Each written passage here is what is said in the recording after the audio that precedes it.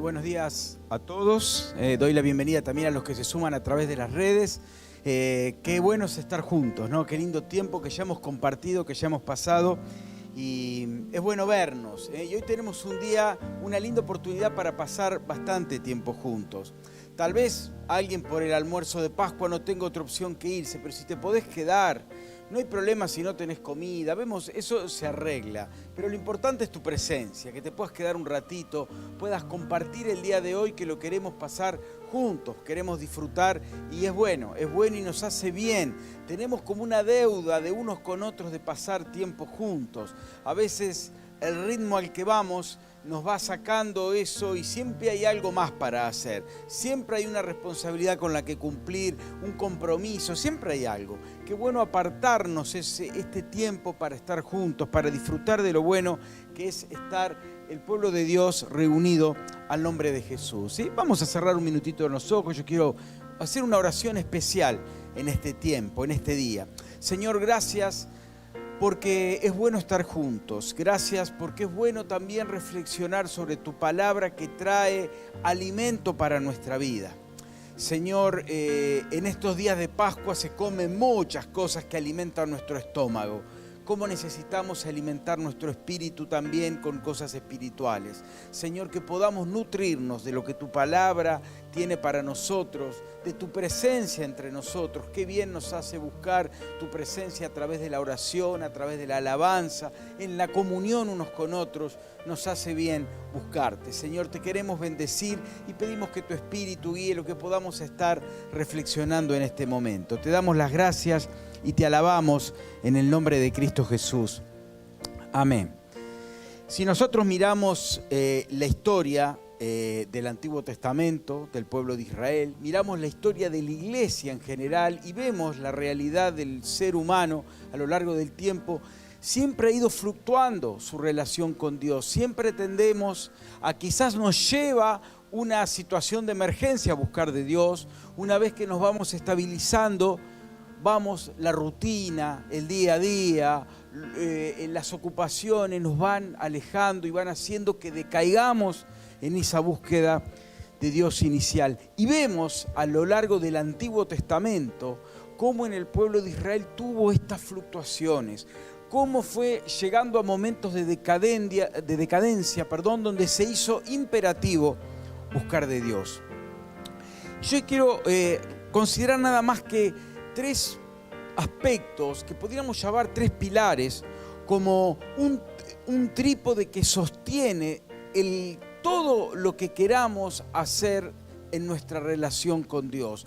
Todo lo que queramos hacer como iglesia tiene tres elementos que la sustentan, que fueron lo que funcionó cuando el pueblo de Dios le buscó a Dios de verdad y sigue funcionando en nuestros días. El rol de la palabra, el rol de la oración, el rol del arrepentimiento. Qué importante cuando el pueblo de Dios se vuelve a la palabra. Qué importante cuando el pueblo de Dios se dedica a la oración. Qué importante cuando el pueblo de Dios entiende que debe arrepentirse por lo que ha hecho. Yo quiero compartir con ustedes, empezando por la importancia que ha tenido históricamente el volver a la palabra de Dios para el pueblo de Israel. También lo ha tenido para la iglesia y lo sigue teniendo para nosotros hoy, que tenemos tantas Biblias como nunca hubo, tenemos tantas versiones disponibles como nunca hubo, tenemos tantas modalidades, electrónica, papel, como queramos, como nunca hubo. Sin embargo, cada vez la leemos menos.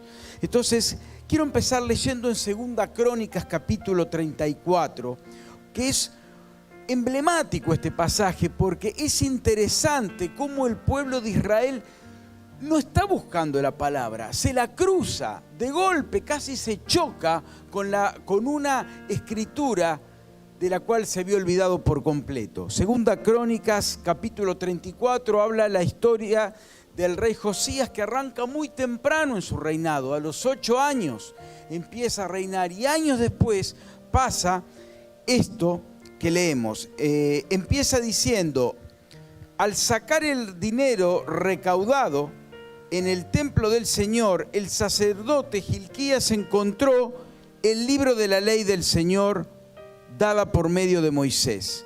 Y quiero detenerme acá. Fíjense que había un fervor por conocer de lo que Dios había dejado al pueblo de Israel en la Torá, en los mandamientos. ¿Había una pasión por buscar? Claramente no, porque lo que estaban haciendo estaba sacando el dinero, estaban haciendo orden, estaban haciendo una cosa de todos los días, una cosa rutinaria, algo que periódicamente había que hacer. Y en el medio de eso, ¡ups! ¿Qué es esto? Ni sabían bien lo que era cuando lo encuentran. Y me da esa idea de cuando, no sé, perdiste una pantufla, una hojota y la estás buscando y de golpe te encontrás la escritura de la casa. ¿Qué? Tenía esto y ni lo sabía. Teníamos esto que es valiosísimo y nos había olvidado que lo tenía. Yo buscaba una chancleta y me encontré la escritura.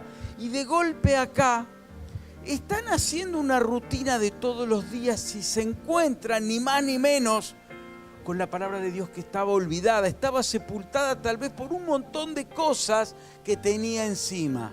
Siempre estuvo ahí, pero ya nadie sabía que estaba ahí. Y dice en el verso 19, cuando el rey Josías oyó las palabras de la ley, porque le pide a sus servidores, sus colaboradores, que le lean lo que estaba ahí. Y cuando se lo leen, le empiezan a leer los mandamientos que Dios había dado al pueblo de Israel a través de Moisés. Dice, oyó las palabras de la ley, se rasgó las vestiduras en señal de duelo. Acá pues se dio cuenta que no estaban haciendo nada de lo que ahí decía. Después se puso de pie junto a la columna del rey y en presencia del Señor renovó el pacto. Se comprometió a hacer todo lo que debían haber hecho y no estaban haciendo. Se comprometió a seguir al Señor y a cumplir de todo corazón y con toda el alma sus mandamientos, estatutos y mandatos, cumpliendo así las palabras del Señor escritas en este libro. En el verso 32 dice, después hizo que todos los que se encontraban en Jerusalén confirmaran el pacto. Y así los habitantes de Jerusalén actuaron según el pacto de Dios de sus antepasados. Acá se da algo inusitado, ¿no? Ellos se encuentran y cuando empiezan a leer, ¿por qué se quebranta el rey? No por haber agarrado y le empezó a fluir algo místico de esos rollos que encontraron, porque así se guardaban, de golpe le empieza a salir algo como una especie de luz. No, es cuando le empiezan a leer, cuando empiezan a ver lo que está ahí. Y quiero acompañar con una lectura más, en Nehemías capítulo 8, versos 8 y 9. Otro momento en particular donde también el pueblo de Dios tiene un reencuentro. Por eso lo llamamos avivamientos o reencuentros con Dios o volver a buscar o tener un nuevo comienzo en la relación con Dios. Dice en Nehemías capítulo 8, verso 8. Ellos, quienes, los sacerdotes, le empiezan a leer a un pueblo que se había olvidado también de la ley. Dice, ellos leían con claridad el libro de la ley de Dios y lo interpretaban de modo que el pueblo pudiera comprender su lectura. Al oír las palabras de la ley, lo que Dios le había dado a Moisés era palabra de Dios, la gente comenzó a llorar, porque se dieron cuenta que estaban tan lejos. Al oír las palabras de la ley, una vez más no fue al tocar al sacerdote, al tocar el arca, no, fue cuando escuchan las palabras de la ley, dice, la gente comenzó a llorar. Por eso el gobernador Nehemías, el sacerdote y el maestro Esdras y los levitas que enseñaban al pueblo dijeron, no lloren y se pongan tristes, porque este día ha sido consagrado al Señor su Dios. Los momentos de mayor decadencia espiritual se producen por el abandono de la palabra de Dios. Los momentos de mayor decadencia espiritual en la vida de un pueblo, de una nación, se producen por el alejamiento, por el olvido, por el abandono de la palabra de Dios. Y cuando vemos los momentos donde más fondo toca el pueblo de Israel es cuando, como pasó con la historia que leímos al principio de Josías. El padre de Josías fue un desastre como rey. Y el abuelo fue peor, tremendo, tremendo. Manasés, Amón fueron dos reyes tremendos, terribles. Idolatría, corrupción, inmoralidad, un paganismo absoluto. Venían de años, venían por lo menos, y más que 2 generaciones, pero por lo menos 2 generaciones tremendas de alejamiento de Dios. Por eso la palabra quedó sepultada, quedó escondido detrás de muchas cosas. Y yo te quiero hacer esta pregunta. No me estoy refiriendo a la Biblia de tu casa, porque a lo mejor la tenés lustradita ahí sobre la mesa de luz. Me estoy refiriendo a la Biblia en tu corazón. ¿Cuántas cosas tiene arriba que no se las puede encontrar? ¿Cuántas cosas habría que remover para que la palabra fluya y la puedas tener ahí en tu corazón? Porque de estas a lo mejor tengas muchos, y tengas en el celular, y la tengas en la computadora, y tengas una en el auto, pero no se trata de cuántas Biblias tengas, sino de cuánto tiempo le dedicás a buscar en ella. A buscar en ella. Dice el apóstol Pablo, ¿cómo yo no podría saber que codiciar es pecado si la palabra de Dios no lo dijera? ¿Cómo encontramos? ¿Por qué se quebranta el pueblo? Se quebranta cuando ve lo que Dios había mandado y lo compara con lo que ellos hacían. Dice, esto es lo que Dios pide, esto es lo que estamos haciendo. Estamos absolutamente lejos. Por eso cuando lees la palabra, la internalizás y la pones por obra, necesariamente tiene que haber un quebranto, tiene que haber un volver a la palabra, tiene que haber pedirle perdón a Dios, un querer volver a empezar ahora tomado de la mano de Dios. Dice en 2 Timoteo 3, 16, 17, toda la Escritura es inspirada por Dios y útil para enseñar, reprender, corregir, instruir en la justicia, a fin de que el siervo de Dios esté enteramente capacitado para toda buena obra. La palabra te advierte, te revela y te confronta. Y es bueno que nos confronte, porque vivimos en una sociedad que nos vende lo que queremos oír, nos dice lo que queremos escuchar, que nos dice que estamos bien, que vos estás bien, viví la tuya, sé la vida, está todo bien, dale tranquilo, anda por donde te guste. Y eso que nos hemos acostumbrado a oír mensajes que adulen, que endulcen nuestro oído. Pero la palabra nos confronta y lo necesitamos. ¿Cómo cambiaría nuestra nación si se encontrara con la palabra de Dios? ¿Cuántas cosas que hoy son una desgracia, un flagelo y tenemos que combatirlos? Y están las fuerzas de seguridad y están los gobiernos y está todo trabajando a ver qué hacemos para combatir la destrucción interna que tiene el individuo, la familia, la sociedad. Es necesario volver a la palabra. Cuando somos confrontados por ella y nos encontramos con ella, la nación es bendecida, la nación es transformada. Los momentos de mayor decadencia espiritual se producen por el abandono de la palabra. No es porque los cultos sean más breves, o porque la alabanza no sea tan variada, o porque la tecnología no sea la adecuada. Es porque nos hemos olvidado de la palabra de Dios. El rol de la palabra es fundamental para un reencuentro con Dios, para un renacer, para un volver a experimentar un avivamiento, un reencuentro personal con Dios. El volver a la palabra es el principio. No se puede obviar este paso. No puede haber cambios si no hay una vuelta, un retorno genuino a la palabra de Dios. Estos marcaron todos los avivamientos. Siempre es volver a la palabra, siempre es volver a su lectura. Todos los despertares espirituales han tenido que ver como componente principal un retorno genuino a la palabra de Dios. Y este es el primer sustento que no puede ser obviado. Lo que diga a continuación, si obviamos el primer punto, le resta importancia a lo que sigue. El rol de la palabra es fundamental para el pueblo de Israel en aquel entonces, para la iglesia en los días de hoy. Vos y yo seguimos necesitando de esta columna en nuestra vida que no puede ser reemplazada por ninguna otra, no puede ser sustituida. Vamos al siguiente aspecto, a la siguiente columna que sustenta el quehacer de una iglesia, de un pueblo, de una nación, es el arrepentirse delante de Dios. Acá vemos que leen la palabra, escuchan, leen y el pueblo empieza a llorar. Porque estaban emocionados, estaban quebrados. El quebrantamiento, el arrepentimiento que produce el darme cuenta que me he alejado de Dios. Dice en Esdras capítulo 9, a la hora del sacrificio me recobré de mi abatimiento, porque justamente Esdras toma conciencia a la luz de la palabra de lo lejos que estaban, de cómo se habían ido desviando del camino a un punto tal que ya ni sabían cómo casi retomarlo. Dice, a la hora del sacrificio me retomé de mi abatimiento y con la túnica y el manto rasgados, en señal de un quebrantamiento interior, de un sentirse dolido y golpeado por darse cuenta de la situación en la que estaban. Dice, caí de rodillas, extendí mis manos hacia el Señor mi Dios.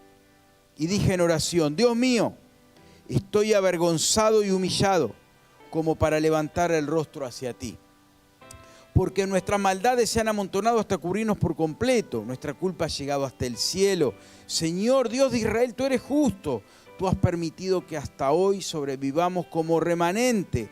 Culpables como somos, estamos en tu presencia, aunque no lo merecemos. Y él entiende que era una cuestión personal, pero también corporativa. Era un problema individual, pero también era un problema del pueblo. Y cómo necesitamos entender que delante de Dios hay cosas que corregir. Cada uno sabe individualmente delante de Dios. Yo no puedo ponerme en juez de otro. Nadie puede ponerse en juez del otro. Pero delante de Dios, ¿qué cosas vos y yo deberíamos cambiar? ¿Qué cosas delante de Dios deberías corregir? ¿Qué áreas hay en tu vida que están fuera de lo que Dios pide? El profeta Daniel también en el exilio, también él es llamativo que en Esdras capítulo 9, en Nehemías capítulo 9, en Daniel capítulo 9, hay oraciones en cada uno de ellos de quebrantamiento, de darse cuenta de que es necesario volver a la palabra. Y estas situaciones se repiten, y si algo se repite una y otra vez en la Biblia es porque es importante. Y porque dice en 1 Corintios capítulo 10 que estas cosas, lo que está en el Antiguo Testamento, fue escrito para nuestro ejemplo, para que no hagamos lo malo que hicieron e imitemos todo lo bueno que sí hicieron. Es para nuestro ejemplo. Y cuando vemos que el pueblo se quebranta y cuando vemos que estos hombres de Dios se duelen delante de Dios al ver el alejamiento, es importante que también nos miremos a nosotros mismos como individuos, como familia, pero también como nación. ¿Cómo está nuestra nación? ¿Le ha dado la espalda a Dios? ¿Cuántos presidentes hemos tenido que tenían brujos como asesores principales? ¿Cuántos que le han dado la espalda a Dios? Que se han vuelto a cuestiones meramente humanas, ocultistas, y se han olvidado. Y a veces tenemos el país que hemos sabido conseguir. Y decimos, qué desastre esto, qué desastre aquello. Pero ¿dónde ha quedado Dios en la agenda de nuestro país? En la agenda del gobierno, en las escuelas. ¿Dónde ha quedado? ¿Qué ubicación tiene Dios hoy en el parlamento, en el gobierno, en las leyes? ¿Dónde? ¿Dónde ha quedado ubicado Dios? Dice en Daniel capítulo 9, en el verso 3. Entonces me puse a orar y a dirigir mis súplicas al Señor mi Dios. Además de orar, ayuné y me vestí de luto y me senté sobre cenizas, en una expresión de profundo quebrantamiento interior. Dice, esta fue la oración y confesión que hice al Señor. Señor Dios grande y temible, que cumples tu pacto de fidelidad con los que te aman y obedeces tus mandamientos. Verso 5, hemos pecado y hecho lo malo. Y uno dice, pero uno ve la historia de Daniel y dice, pero si Daniel fue un ejemplo de conducta. Daniel fue alguien que estuvo dispuesto a que lo comieran los leones para ser fiel a su Dios. Estuvo dispuesto a que lo masacraran con tal de no dejar de orar. Le prohibieron orar y él lo siguió haciendo. Dice, esta es una persona ejemplar. ¿Cómo puede decir, hemos pecado y hecho lo malo? Porque esto es lo que se llama el arrepentimiento corporativo. Aunque yo no haya sido el que hice esto, es la nación a la que pertenezco, es el pueblo donde estoy, es la familia donde vivo, es la sociedad en la que estoy. Yo me sumo a clamar por perdón a Dios. No tanto en si hice esto o aquello, sino, Señor, te pido primero perdón por lo mío, pero te pido perdón también por una nación que te ha dado la espalda, por un pueblo que ha preferido seguir sus propios caminos antes que los de Dios. Entonces dice, hemos pecado y hecho lo malo, dice el verso 5. Hemos sido malvados y rebeldes, nos hemos apartado de los mandamientos y de tus leyes. Préstanos oído, Dios nuestro, abre los ojos y mira nuestra ruina y la ciudad sobre la cual se invoca tu nombre. Al hacerte estas peticiones, no apelamos a nuestra rectitud, sino a tu gran misericordia. Qué gran verdad, si apelamos a Dios no es para mostrar nuestros derechos, decirle, Señor, me corresponde esto, A, B, C, D. No tenemos nada que justifique nuestros pedidos, solo apelar a la misericordia, a la gracia de Dios, al amor de Dios, al perdón de Dios, a su compasión hacia nosotros. El arrepentimiento es el camino único y necesario para reconciliarse con Dios. Si tu vida está lejos de Dios, tiene que empezar por arrepentirse. Tiene que empezar por arrepentirse, por seguir en realidad una secuencia, ¿no? La palabra vimos que te da conciencia de pecado. Dios dice que hay que hacer esto y yo no lo estoy haciendo. Lo primero que te da el encuentro con la palabra es la conciencia de pecado. Y después, como vimos en Esdras, en Daniel y en otros tantos, el quebrantamiento, el sentir que está mal, porque uno puede saber que lo que está haciendo está mal, pero estar mal, como dice el refrán, mal pero acostumbrado. Yo sé que lo que estoy haciendo está mal, pero yo soy así. ¿Qué le vamos a hacer? De carne somos. Entonces, sé que lo que hago está mal, pero lo voy a seguir haciendo. No basta con sentir conciencia, sentir culpa, conciencia de culpabilidad. Es ese quebrantamiento que me afecte. Pero hay mucha gente que sabe que lo que está haciendo está mal y lo preocupa y le duele, pero se queda ahí, se queda llorando sus penas, siempre diciéndolo, estoy mal, está mal, yo hago lo que no tengo que hacer, está muy mal, pero no da el paso siguiente, que es el arrepentimiento. El arrepentimiento es mucho más que saber que lo que hago está mal y el sentirme mal por ello. Es decidirme a no volver a hacerlo, es tomar conciencia de que tengo que dejar de hacer lo que estoy haciendo. Y un paso más todavía es necesario, que es la renuncia. Renunciar es quitar de raíz un hábito, una conducta destructiva de tu vida.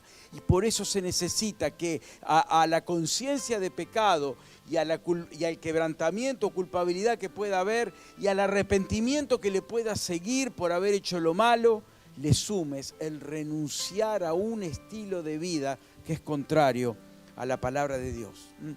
El arrepentimiento es el camino único y necesario para la reconciliación, para la revinculación con un Dios al que le diste la espalda. No es Dios el que corta la comunicación, es nuestro estilo de vida pecaminoso que lo deja a Dios a un costado. Si esperamos ser plenamente restaurados en nuestra relación con Dios, es necesario arrepentirse de aquello que, como decía el pastor hoy, que puede estar encerrado en esa camarita que la tenemos a oscuras, ese cuarto cerrado con llave y doble candado para que nadie se entere de lo que ahí pasa. Hay que abrirlo, hay que derribar esa puerta y que la luz, como cantábamos hoy, entre y revele, porque la luz revela, pone en evidencia todas las cosas. Dios es luz. No hay tinieblas en Él. Y la luz de Dios entra, muestra y revela. La luz de Dios es la palabra. Por eso, cuando el pueblo de Dios, sea el de Israel, sea la iglesia, se encuentran con la palabra, queda en evidencia. Hay arrepentimiento, hay deseo de dejar de practicar y hay una actitud de renunciar a prácticas destructivas para empezar a caminar tomado de la mano de Dios. Y otro de los procesos que vemos en común y que es en estas lecturas, y que es una estructura, la tercer columna que sostiene todo proceso de reencuentro con Dios, de avivamiento, de reavivamiento del pueblo, es el ayuno y la oración. Hemos hablado de la importancia de volver a la palabra, hemos hablado de la importancia del arrepentimiento y volver a la oración. La oración es un pilar insustituible porque es lo que abre el camino, la comunicación con Dios, que tantas veces va quedando de a poquito relegada y relegada. Nehemías verso 9, dice ahí el verso 1, Nehemías capítulo 9, dice el verso 1, el día 24 de ese mes los israelitas se reunieron para ayunar, se vistieron de luto otra vez por la conciencia de la culpabilidad y se echaron ceniza sobre la cabeza como una expresión de dolor profundo. Habiéndose separado de los extranjeros, de conductas pecaminosas que habían tomado de los pueblos cananeos que tenían, de los pueblos que estaban a su alrededor y que los habían llevado a las cosas más aberrantes, al estilo de vida más aberrante de los pueblos que lo rodeaban. ¿Sí? Israel había vuelto a Jerusalén, pero estaba rodeada de pueblos totalmente corruptos, inmorales, que nada tenían que ver con su fe. Y dice, habiéndose separado de los extranjeros, se pusieron de pie y confesaron públicamente sus propios pecados, una vez más la confesión, y la maldad de sus antepasados.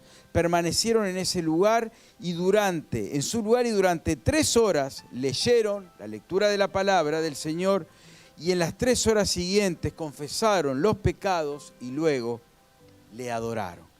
La oración es un instrumento para confesar.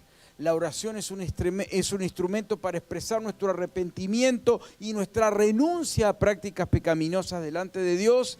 Es para invocar su perdón, para glorificar su nombre, para adorarle, para declarar quién es Él. Es para asumir desafíos y cambios delante del Señor. Necesitamos volver a la oración, pero permíteme decirte algo.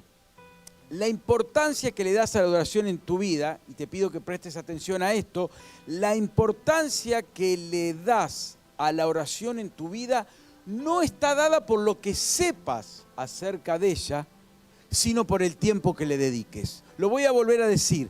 La importancia que le das a la oración en tu vida no está dada por lo que conozcas acerca de ella, sino por el tiempo que le dediques. Entonces te voy a hacer esta pregunta. ¿Cuánto tiempo le dedicas a la oración en tu vida?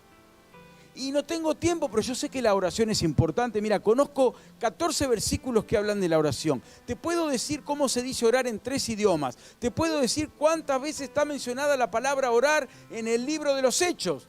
Buenísimo, pero eso no es darle la importancia a la oración. Lo que va a determinar qué importancia le das a la oración es cuánto tiempo ores. ¿Cuánto tiempo orás?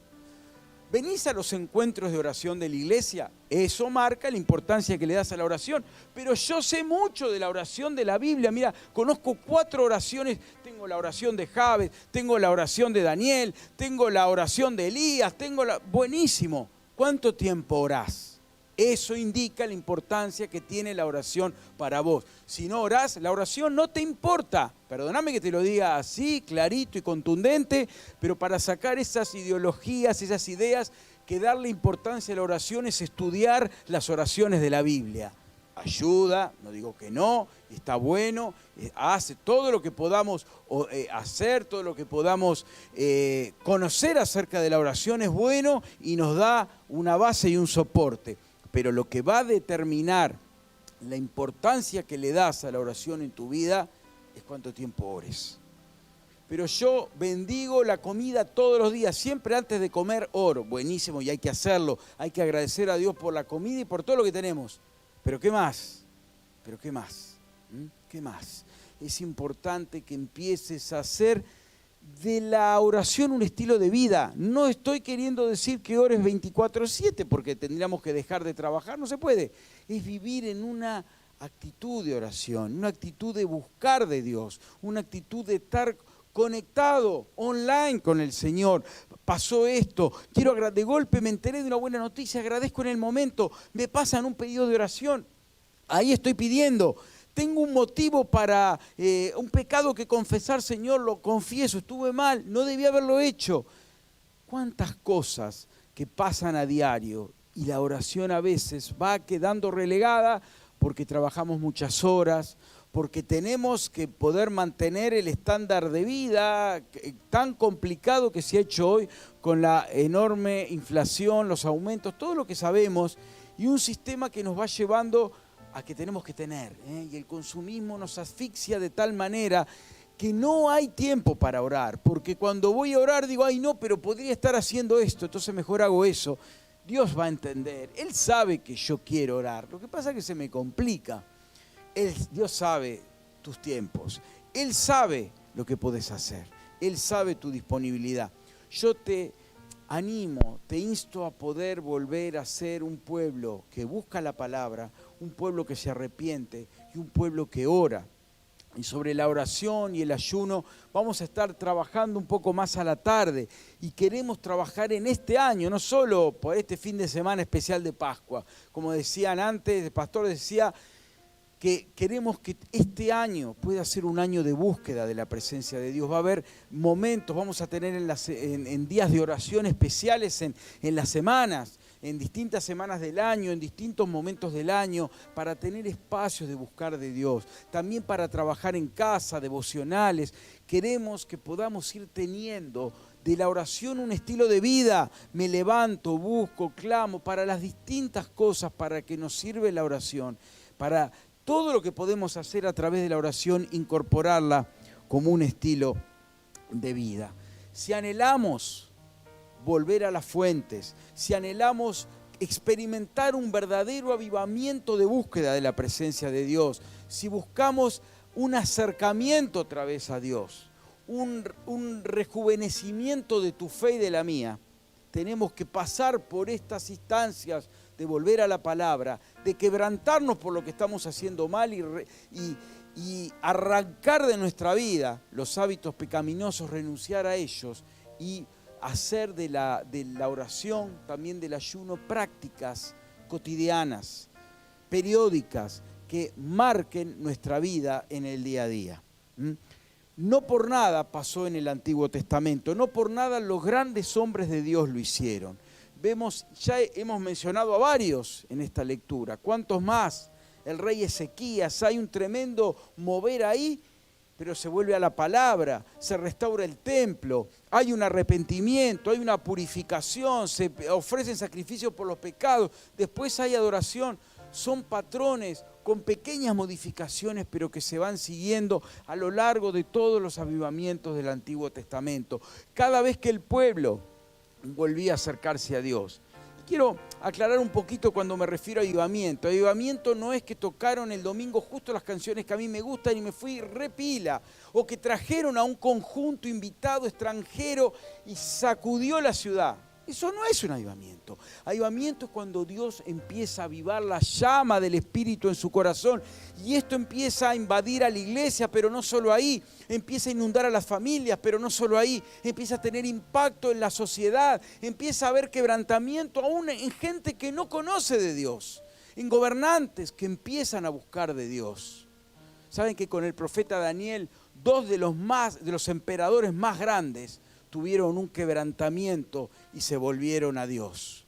El rey Nabucodonosor del imperio caldeo babilónico fue quebrantado ante el testimonio, ante la manera en que Dios lo usó a Daniel. Y Dios tocó el corazón de ese emperador usando a Daniel y también a sus colaboradores. Y también lo usó a Daniel para tocar el corazón de Darío, el rey persa. El imperio persa fue tremendo el poderío que tuvo. Y un hombre, este hombre, que se confiesa y se pone en la lista de los que hicimos todo mal, impactó tremendamente a dos emperadores, de los más conocidos por la historia. Dios toca y puede, cuando hay un verdadero avivamiento, hasta los más lejanos son tocados. Dios quiere empezar como un pequeño fuego que empieza a tocar. A veces nos horrorizamos de los incendios que hay, ¿no? Pero si esto lo llevamos al plano espiritual, qué bueno es que un pequeño fuego empiece a contagiar las llamas de alrededor y todo empieza a llenarse de la presencia de Dios que llega y avanza y toca. Si queremos que realmente Dios haga algo grande, Dios transforme nuestras vidas primero, porque todo empieza por mi vida, luego la de mi familia, luego la de parte de la sociedad y luego toda la ciudad pueda ser impactada por el Evangelio y llegar quién sabe hasta dónde. Pero empieza por volver a la palabra, empieza por arrepentirse ante lo que la palabra dice y empieza por hacer de la oración un estilo de vida que va a conducir, que va a ser el hilo conductor de nuestra vida. Yo te pido que cierres un minutito tus ojos, ¿sí? Un minutito tus ojos. Y mientras ustedes están así, yo quiero despedirme de los que están estado acompañando y ojalá puedas seguir participando de otras reflexiones